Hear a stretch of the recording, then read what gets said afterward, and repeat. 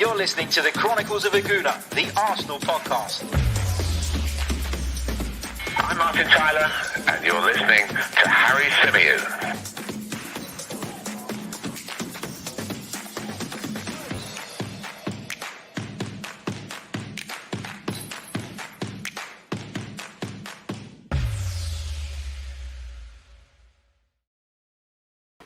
Hello and welcome back to the Chronicles of a Gooner, the Arsenal podcast, coming to you live from sunny London town. It is still scorching hot.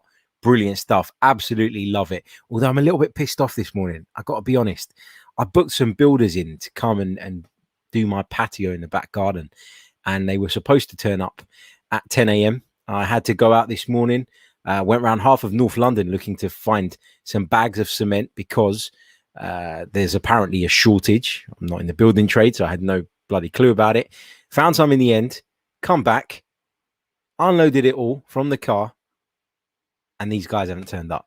And they're not answering the phone, and they're not replying to my messages, and I am pissed off. So there is a possibility that during this podcast, you might see some people come into the garden and me start shouting and swearing during the podcast. But that's not what we're here to talk about. We're here to talk about the mighty Arsenal. And of course, there is plenty going on as always, at least with regards to rumours, discussions, stories, etc., etc. So we're going to try and make sense of some of it. We're going to try and kind of narrow some of those reports down for you so that you guys can be up to date with what is going on without having to read 101 different publications this afternoon. I mean, it's a beautiful day. Why wouldn't you rather be sitting out in the sun? Right, let's start off with the reports linking Arsenal with a move for Barcelona's Sergino Dest.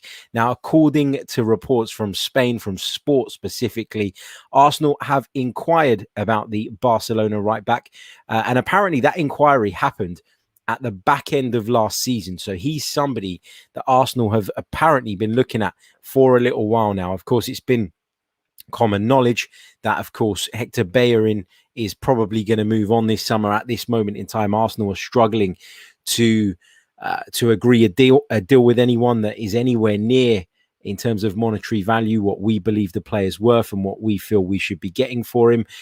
I do wonder if Arsenal will move for a right back prior to Hector Bellerin's departure. I don't think so. I think that any move on a right back would be conditional on Bellerin going. I'm not saying that we have to bring in all of the money from the departure of Bellerin. Sergino Dest, according to the report, would be available for around about 26 million pounds.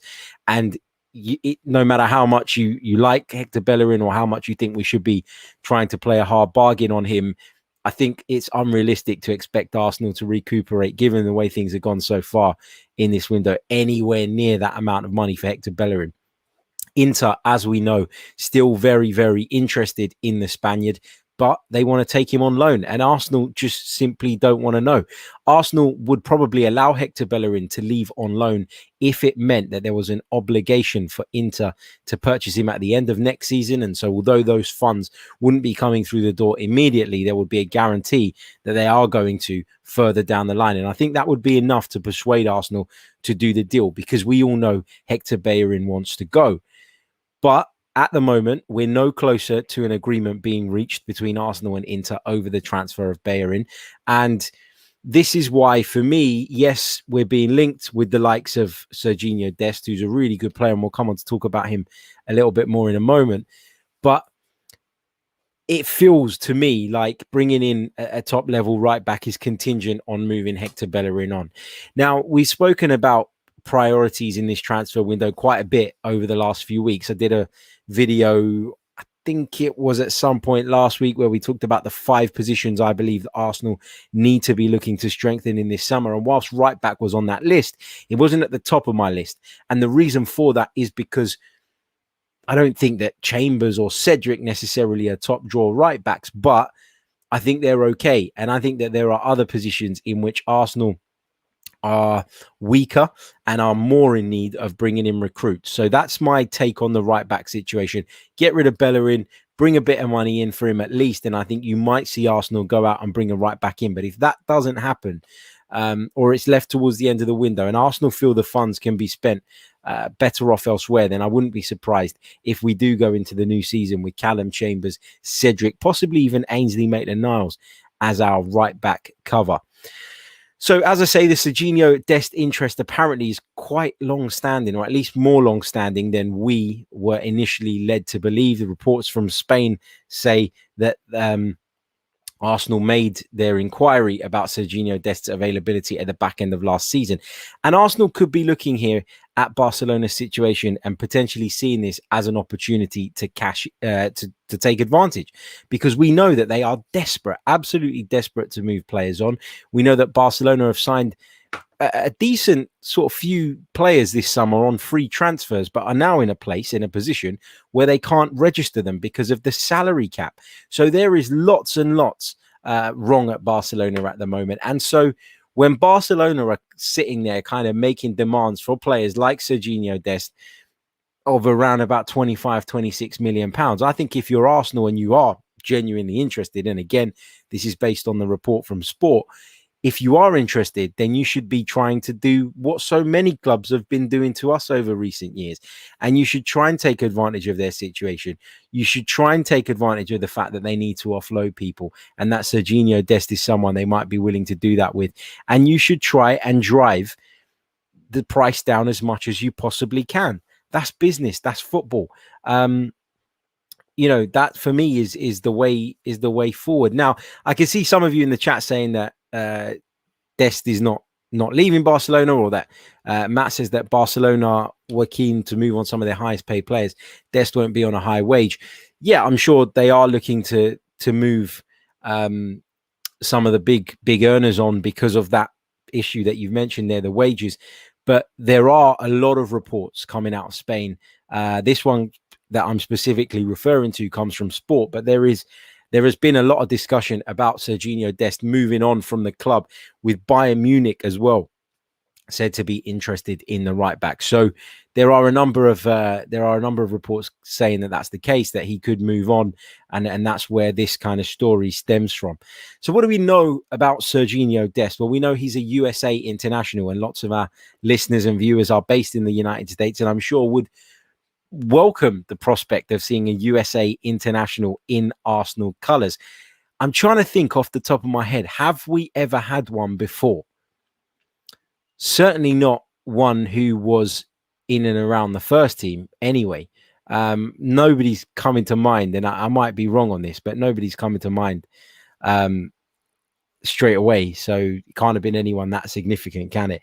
But yeah, he's 20 years old, right back. As I say, Barcelona looking for around 25, 26 million pounds, according to various sort of websites where they do provide valuations for players. His market value is said to be about 27 million pounds. So it's not too far off of what it is that Barcelona are said to be wanting. He made 30 appearances in La Liga last season, so he was by no means a bit part player under Ronald Koeman. He scored 2 goals, provided an assist as well, and he also made 7 appearances in the Champions League. Now, he's very good going forward. He's a really good dribbler of the ball. Obviously, to play in that Barcelona side, you've got to be able to pass the ball very well. Another one of his strengths.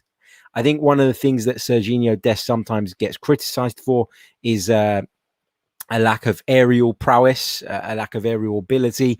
I think when teams do look to play those long diagonal balls out towards their left-hand side, which would be Sergino Dest's position at right back, you can get a bit of joy out of that.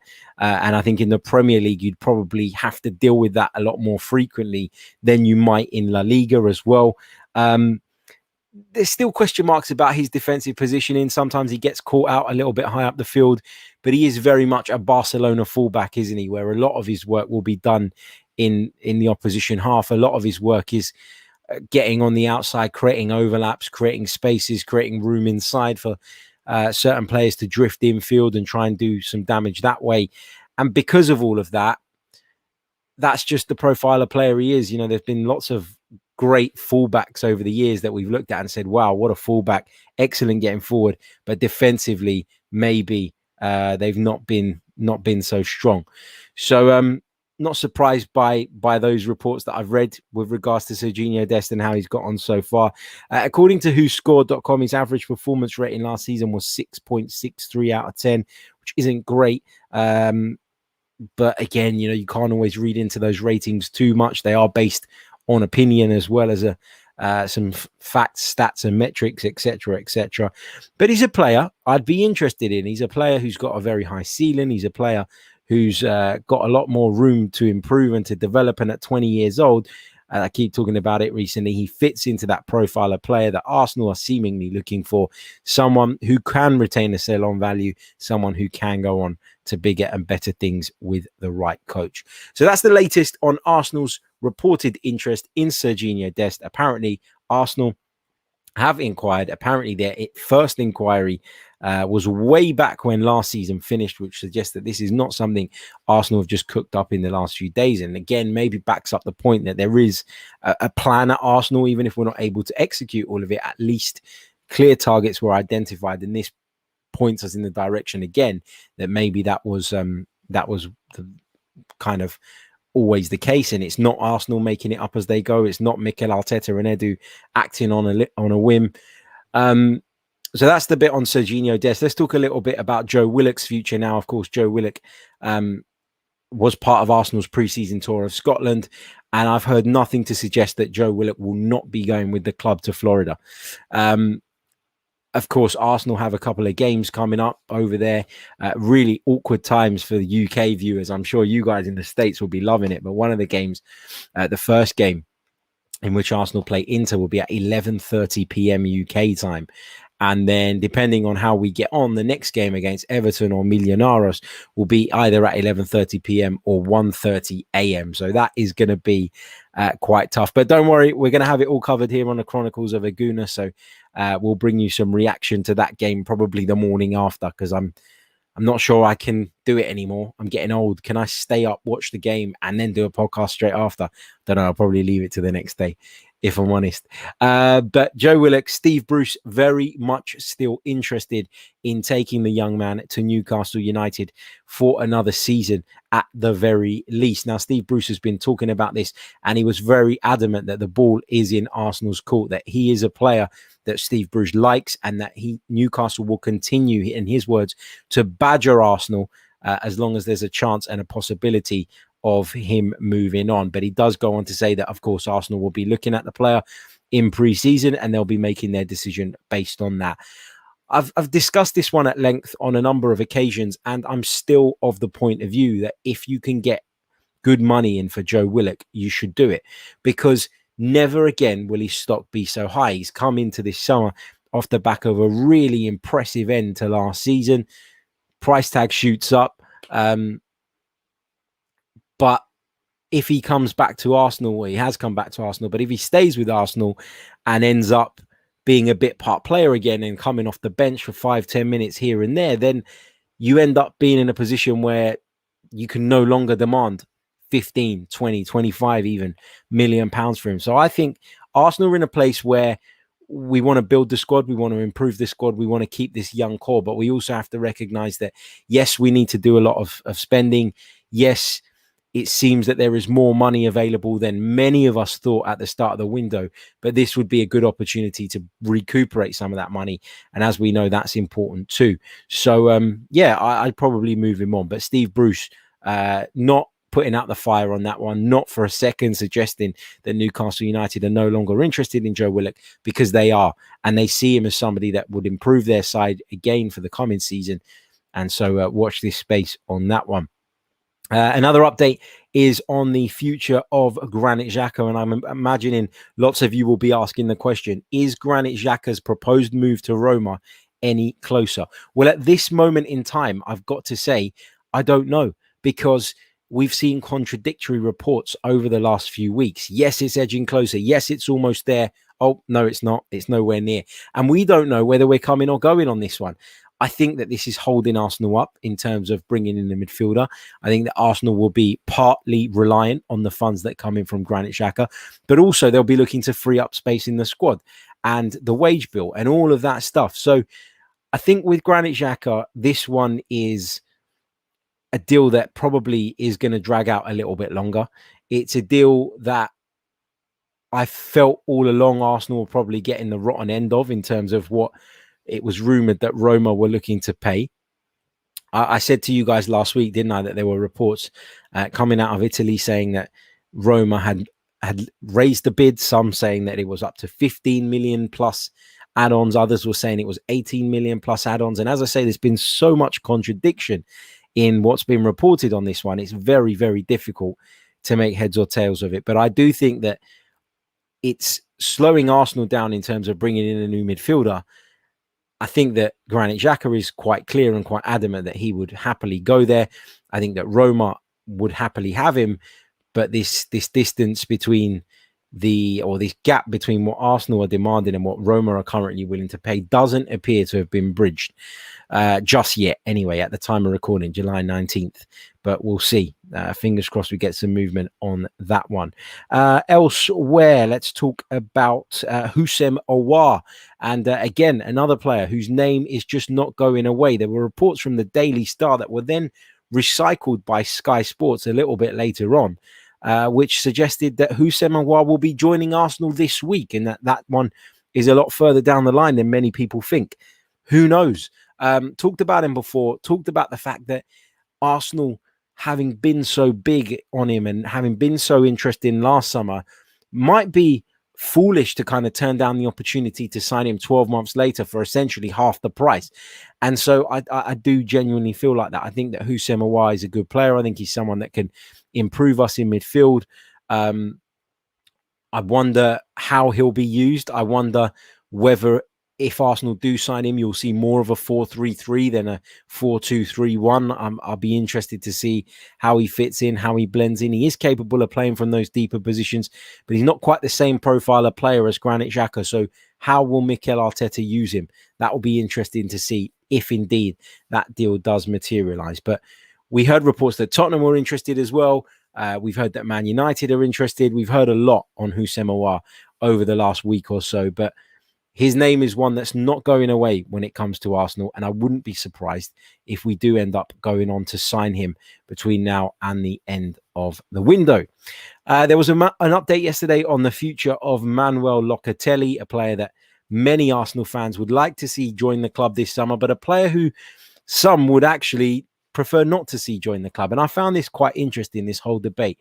Let me just give you the update on Locatelli's situation first, an update from Fabrizio Romano, which he provided yesterday. He said that talks have been ongoing between Juventus and Sassuolo over the transfer of Manuel Locatelli, that Manuel Locatelli is a Juventus fan, his family are Juventus fans, and that is his preference. However, Juventus are still around about 10 million euros shy of what Sassuolo want in terms of an asking price. And to make matters worse for Sassuolo, Juventus want to pay it at the end of next season. So Juventus want to take Manuel Locatelli on a loan deal with an obligation to buy at the end of the season coming up. And that is just not sitting right with Sassuolo at the moment. They're not interested in that. Yes, Locatelli's pushing for the move. Yes, Locatelli would prefer to pay there. But Sassuolo are well aware of Arsenal's interest.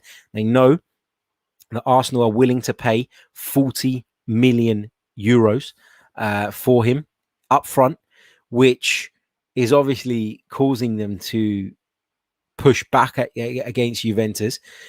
Lots of Arsenal fans over the last few days have been saying, well, he doesn't want to play for us, so we don't want to have him. We don't want to sign him. And I find that a little bit strange. I've got to be honest. I think for me, look, to have a player at your football club that supports another football club is a common thing. To have a player at your football club who might have preferred to join someone else is also a very common thing.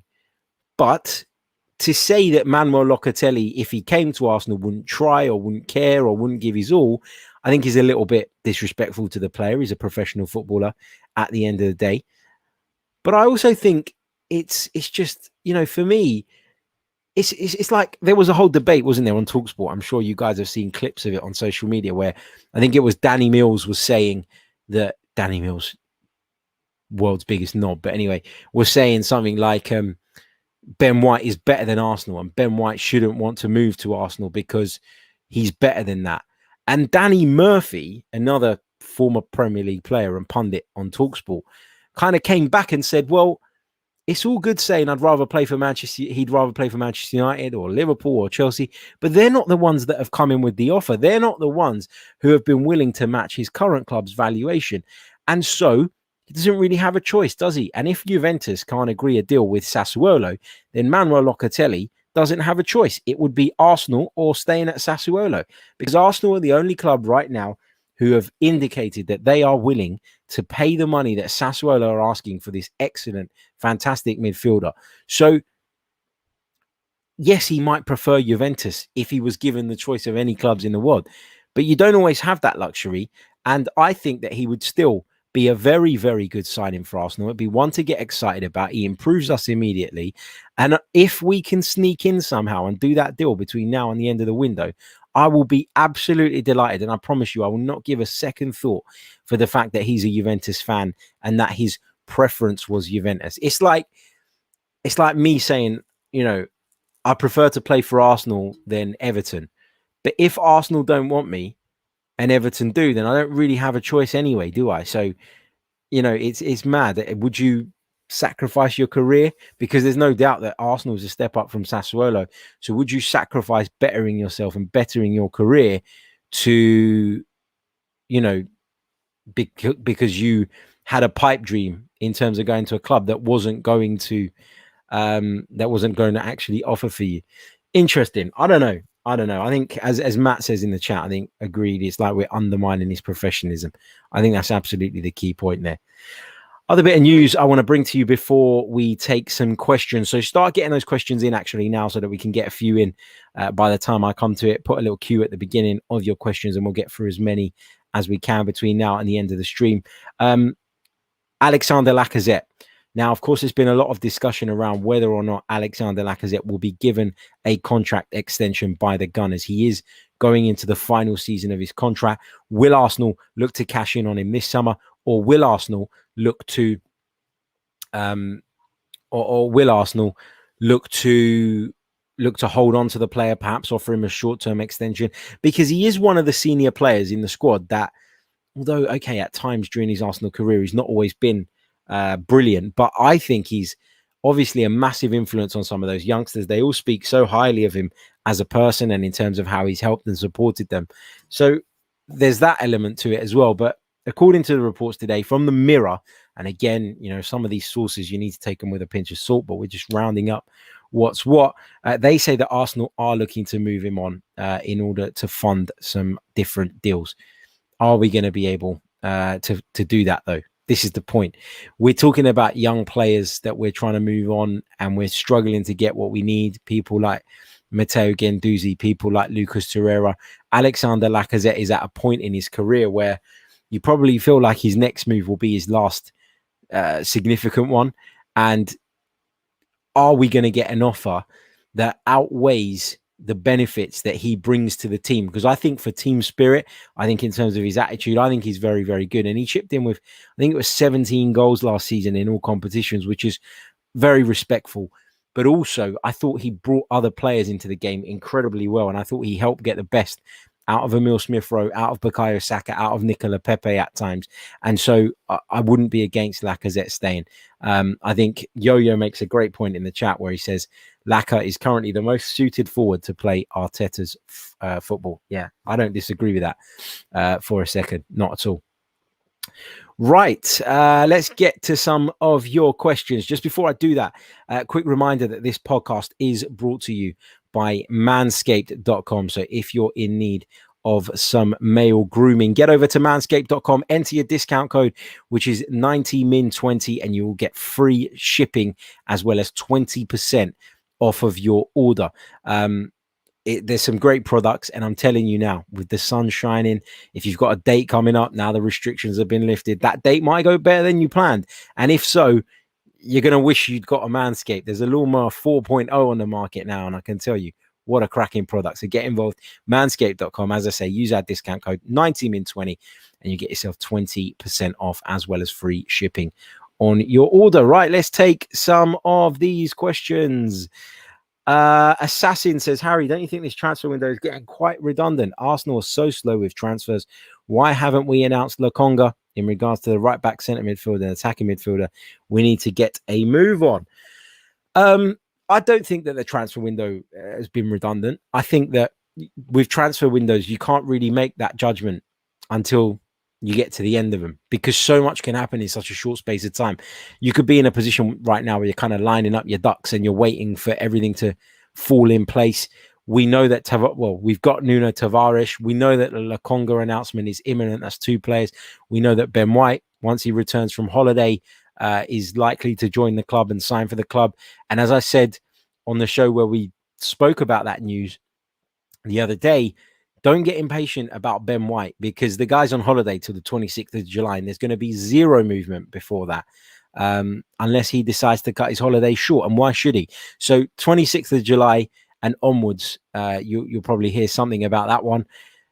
And I think there'll be more movement. I just don't think you can say that the transfer window is redundant. I think if you look around the Premier League at the moment, not many clubs have actually completed many deals at this point, at this stage. Everything's running a little bit behind. The Euros obviously caused the delay to that, the Copa America, etc., etc. So for me, I'm not panicking just yet. I'm quite confident that we're going to get Ben White in. I'm confident that Lokonga's coming in as well. So that'll be 2 to add to the one we've already got. And that'll be 3 signings in through the door already. And you could end up in a situation where you get 3 announced in 3 days. It's Arsenal are doing the work in the background. Because we don't see it, because we don't know exactly what is happening, it's easy to be disheartened and to get frustrated. But I don't think we know the full story. We don't know the full picture. And I'd suggest that we kind of try and remain calm and patient, and we assess the transfer window a little bit further down the line when we've got a clearer picture of what will be happening. What else have we got here? Omar talking about Danny Mills, because I did tweet something about Danny Mills yesterday. There was a video going around from Astro Sports, I think, in Australia, and he was talking about how he used to kick Robert Pires and how Robert Pires brought diving to the English Premier League and all of this jazz, and that he'd have loved the opportunity to kick him one more time and all this rubbish. And I was really annoyed by those comments. I mean, Danny Mills was a bang average footballer. Robert Pires was one of the best the Premier League has ever seen. And I think he's been incredibly disrespectful to a fellow professional, the way he's spoken about him. And if Danny Mills has to go around kind of telling everybody that he used to play the game like a thug to stay relevant, then that says a lot about his punditry, doesn't it? He is one of those people, and there's a few of them in the media at the moment that infuriate me pretty much every time they speak, because it's an act, they're talking nonsense, and they're just trying to generate clicks. I think the media companies have got a responsibility to kind of ease those people out of the way. The problem is there's too many idiots that lap it up and enjoy it. But yeah, I do think he's been humiliated by Arsenal on a number of occasions, and that's certainly playing a part. Dan Price says, do you start the season playing with a back 4 or a back 3/5? For me, I'd go with a back 4. I think that should be our go-to, the back 4, the 2-man pivot in midfield with a number 10 ahead of him, and then the 3 forwards. That's the way I'd like to see Arsenal play. But I think we have to accept that there will be certain fixtures, certain games.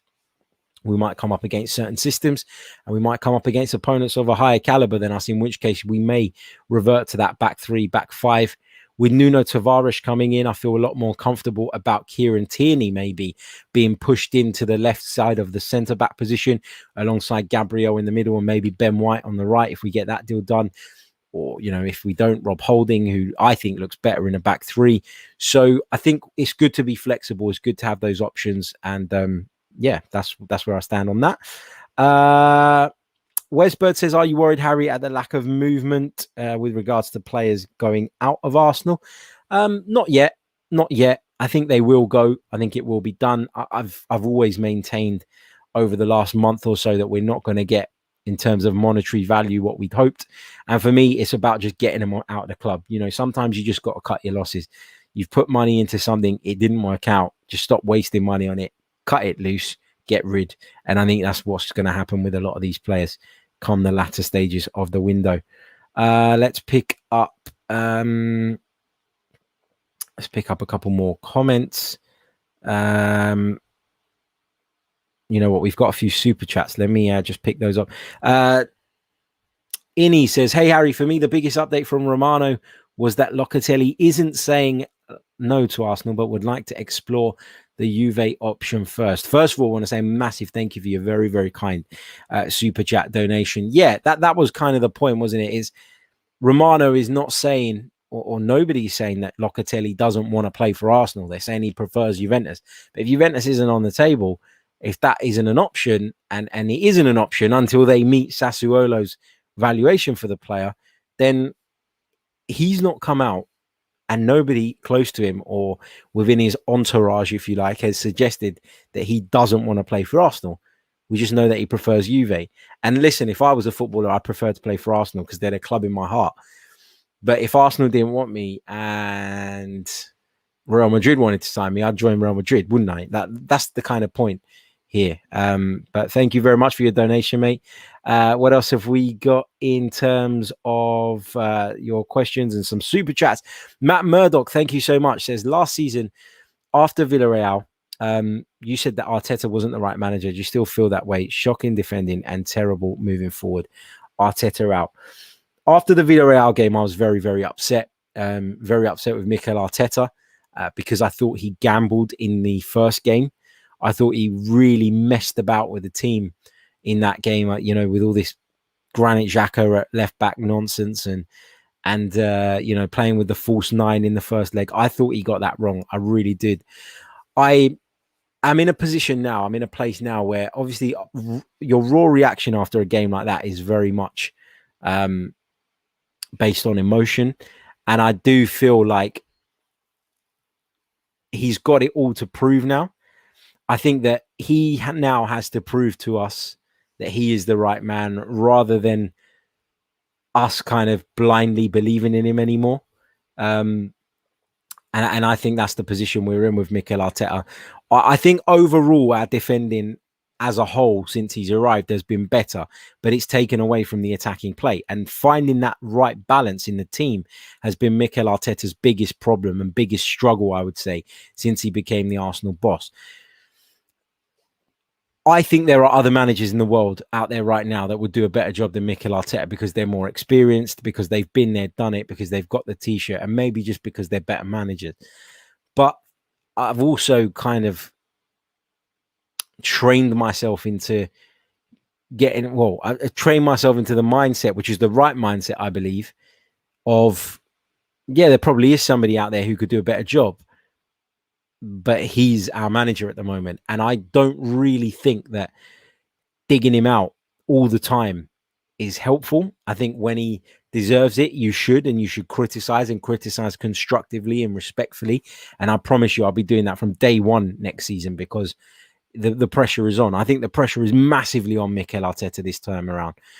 But Arsenal are not going to sack him now in the middle of the summer and bring someone else in. So being massively Arteta out right now, I think it's a waste of energy. I think it's a waste of breath saying it because he's going to get given at least the beginning of next season. And I think we should be judging him on that.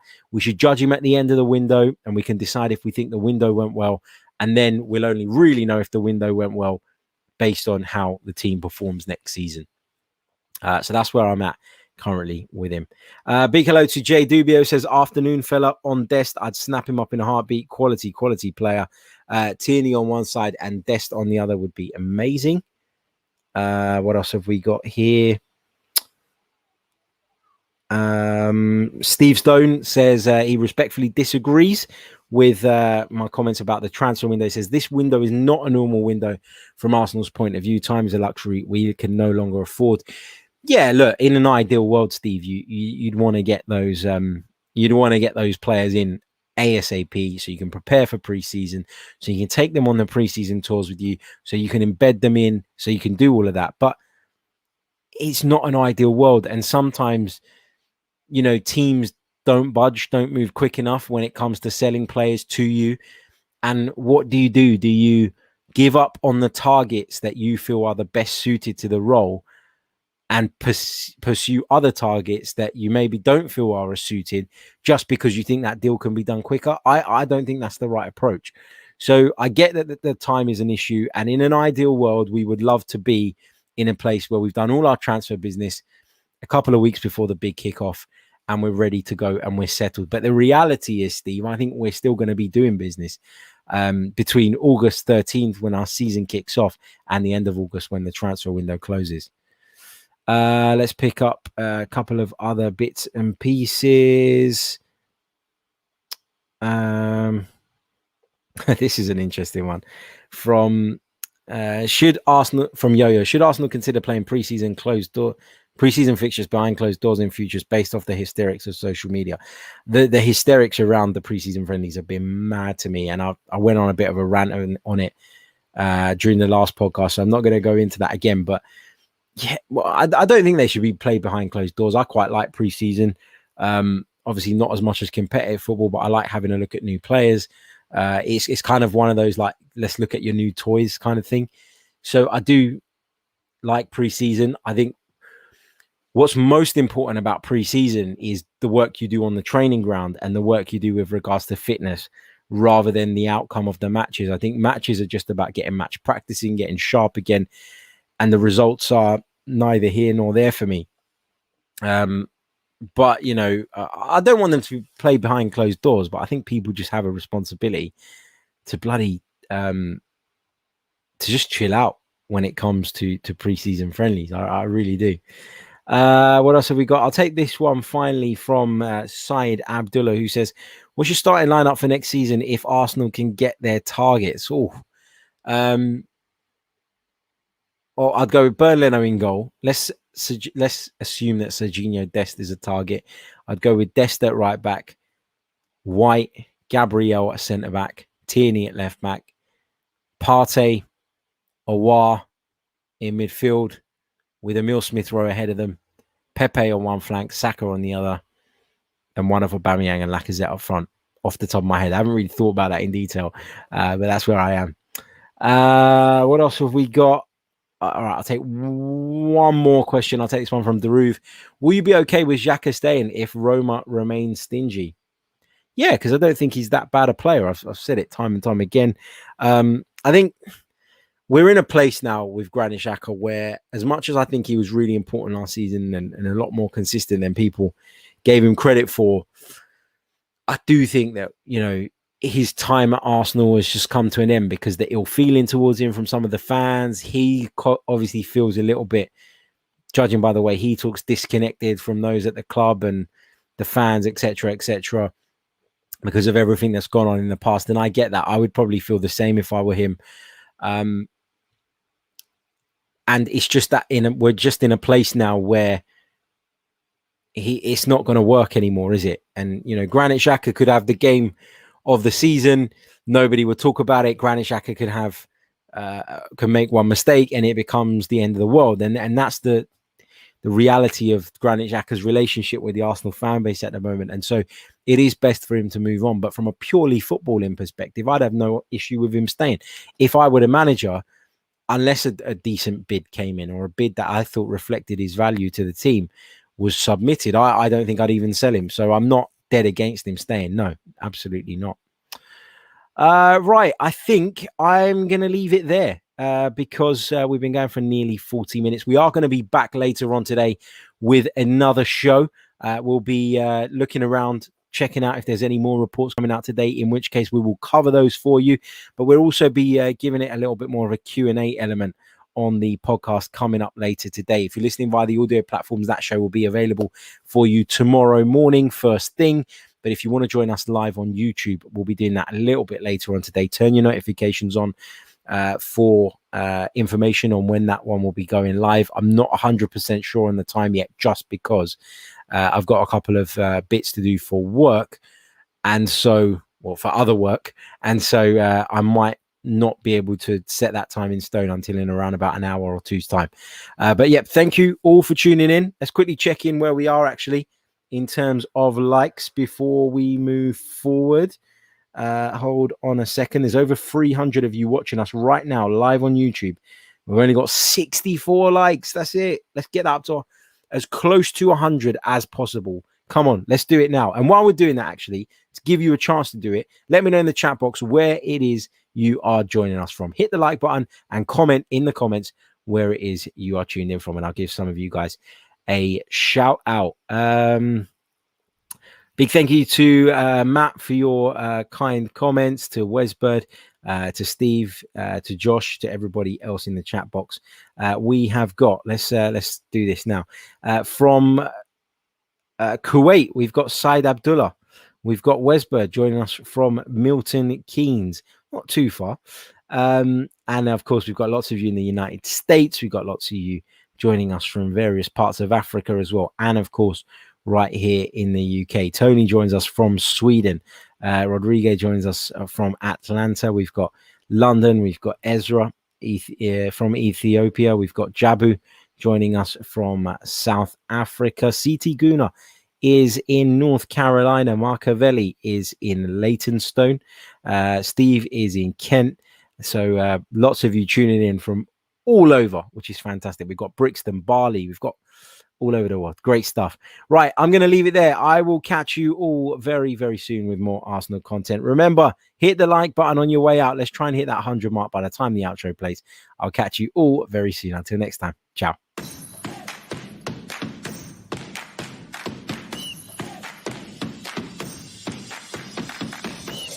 You're listening to the Chronicles of a Gooner, the Arsenal podcast. I'm Martin Tyler, and you're listening to Harry Symeou.